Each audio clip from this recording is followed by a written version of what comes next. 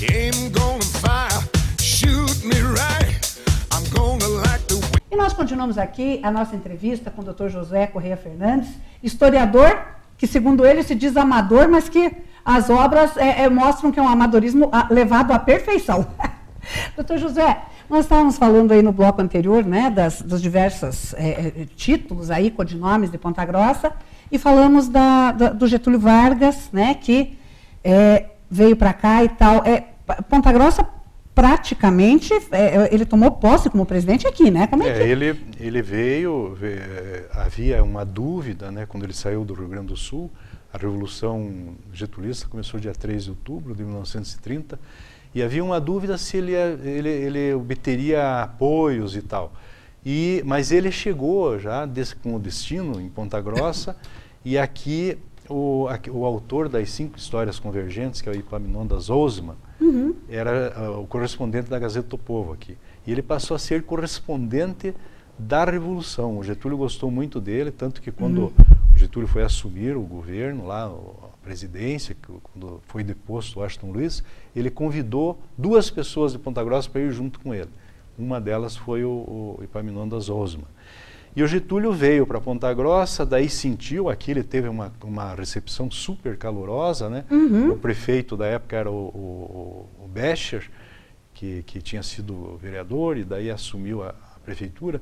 E ele daí depois foi até Curitiba fazer uma visita, voltou para Ponta Grossa e ficou no vagão, onde ele tinha uma espécie de dormitório e gabinete dele, ali embaixo na Estação Saudade.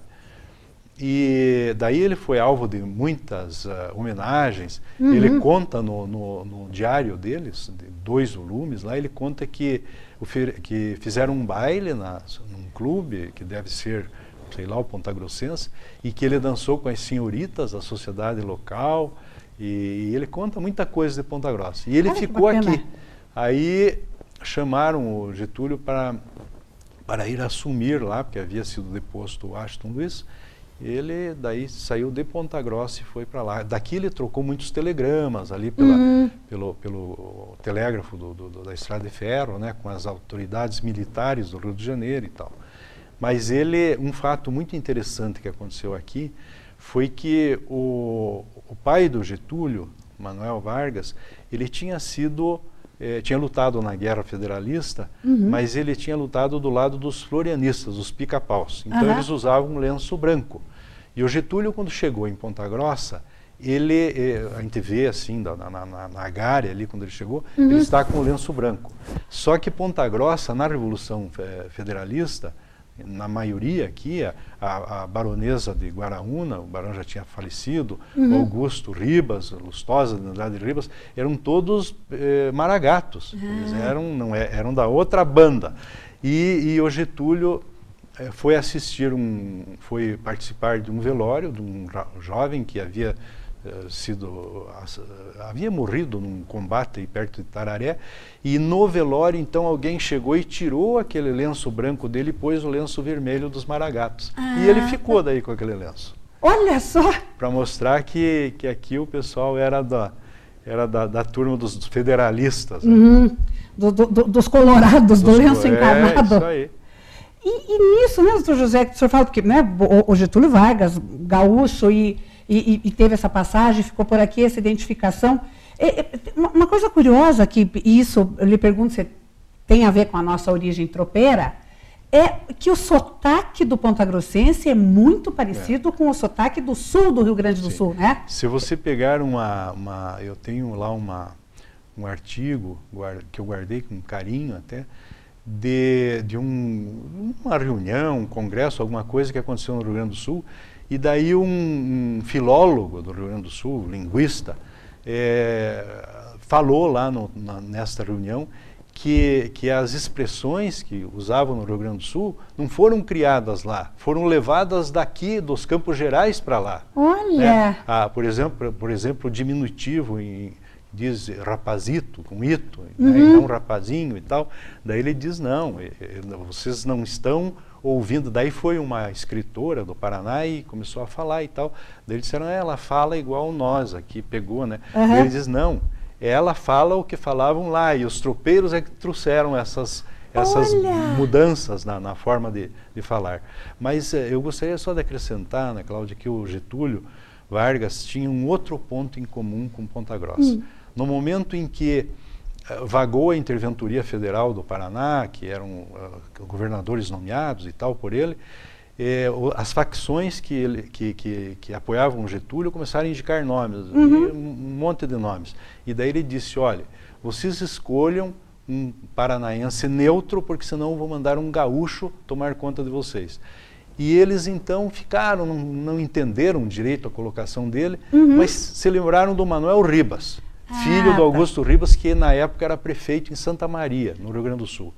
E daí foram até lá conversar com o Manuel Ribas, que era um grande administrador, mas não era político, não gostava inclusive de político. E ele disse, olha, eu até topo de assumir, mas eu quero carta branca. Daí eles trocaram telegramas com o Getúlio, e o Getúlio disse, não, a carta branca está dada. E ele veio, assumiu em 1932, janeiro de 32, e ficou 13 anos no governo. E foi um excelente administrador, um homem que se norteou pelos princípios da ética, da honestidade, que integrou a região norte no Paraná através da construção da rodovia do Cerne, 700 quilômetros ligando Londrina até o norte, até o Porto de Paranaguá, que modernizou o Porto de Paranaguá e criou a cidade de Londrina por um decreto. Porque não tinha deputado, não tinha assembleia, não tinha nada. Ele resolveu, vai ser o polo, vai ser aqui, então vou criar a cidade Marco Zero, que vamos chamar de Londrina. E criou Londrina. Olha que interessante. Ponta Grossense. E o Getúlio manteve, foi um dos poucos interventores que ficou até o último dia junto com o Getúlio. Saiu em 1945, quando o Getúlio saiu. Olha, então, quer dizer, realmente é uma ligação bem estreita, sim, né? Bem estreita. Do Getúlio, de Ponta Grossa, e essa triangulação aí Exatamente. Com o sul do Rio Grande do Sul, né? Exatamente. Principalmente com a região sul. E nessas histórias, doutor José, aí nós já pegamos detalhes saborosíssimos da nossa formação, enfim. E nessas observações que o senhor fez de todo esse tempo aqui, Ponta Grossa, todo mundo diz, Ponta Grossense é desconfiado, é fechado, é difícil de fazer amizade. Eu não concordo muito com isso. E como é que o senhor vê a partir dessas suas pesquisas? Eu acho que o Ponta Grossense e os habitantes aqui dos Campos Gerais, das cidades circunvizinhas e tal, eles têm um jeito diferente, mas não são frios, não são de não querer criar amizade e tal. É o jeitão, né, dos Campos Gerais. Mas são pessoas trabalhadoras, pessoas que deram suor aqui no engrandecimento da cidade, no progresso, e tem também aquele fator que você não pode esquecer. Ponta Grossa é fruto também, não só dos paulistas que vieram para cá, dos portugueses e tal, dos gaúchos que vieram, dos catarinenses que vieram, mas também dos alemães russos, dos ucranianos, dos poloneses. Então nós somos um caldo, uma mistura, né, e que resultou nesse povo que está aqui, povo pacato, trabalhador, pacífico, né? E que acho que recebe bem, porque o senhor veja nessa própria formação aí que o senhor está falando, e isso não acabou lá na colonização, né? Até agora. Sim, nós somos um polo universitário, um polo industrial, que vem gente do mundo inteiro e... Um dos maiores polos rodoferroviários do país, né? Tanto que você veja esse Forte Santana, que abrange mais de 1000 homens, ele foi deslocado do Rio de Janeiro e foi colocado aqui por quê? Porque Ponta Grossa está num local estratégico.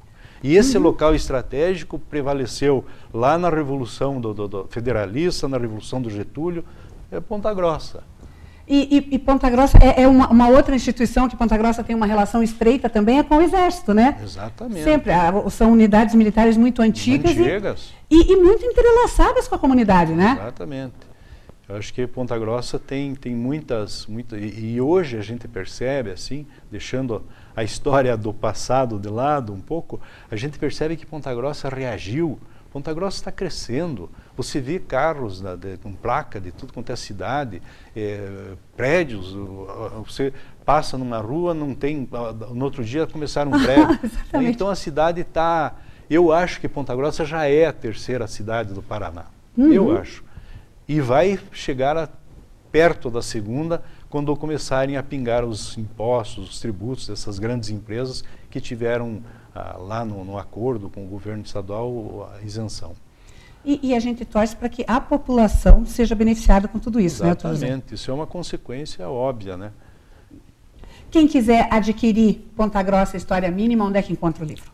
Olha, está na livraria Curitiba, mas vai ficar também eu acho que é o Universo da Leitura na frente da universidade. Isso, Universo da Leitura.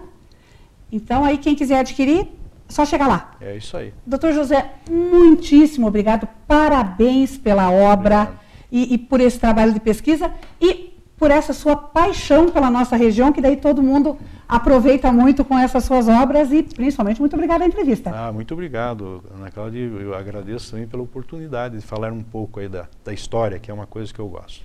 E que com certeza eu vou aproveitar muito aqui. Muito obrigada. Obrigado. No próximo bloco, a gente vai falar sobre uma outra vocação de Ponta Grossa, a vocação religiosa. A diocese este ano está ganhando 6 novos sacerdotes. É um instante só, eu só volto. Não saia daí. Shoot me right.